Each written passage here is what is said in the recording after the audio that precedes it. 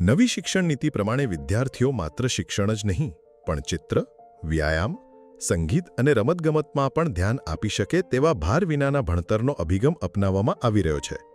હવે આના ભાગરૂપે ગુજરાત સરકારે બેગલેસ ડેની જાહેરાત પણ કરી નાખી છે.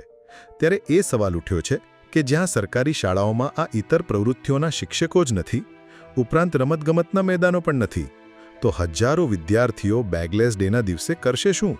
ગુજરાત સરકારે મોટા ઉપાડે બેગલેસ ડેની જાહેરાત તો કરી નાખી, પરંતુ આજે પણ રાજ્યમાં શિક્ષણ વિભાગના કેલેન્ડર મુજબ શિક્ષકોની ભરતી નથી કરવામાં આવતી.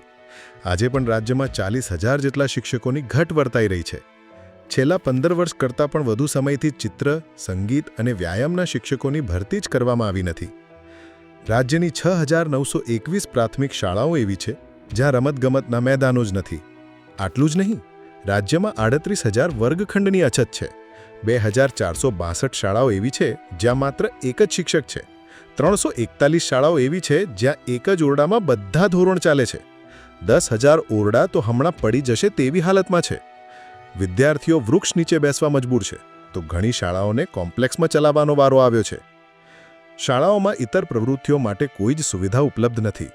જો શિક્ષકો જ ઉપલબ્ધ નથી તો બેગલેસ ડે કેવી રીતે અસરકારક બનશે? તે એક મૂંઝવતો સવાલ છે. પ્રવેશોત્સવના નામે તાયફા કરતી સરકાર શિક્ષકોની ભરતીનો ઉત્સવ ક્યારે કરશે?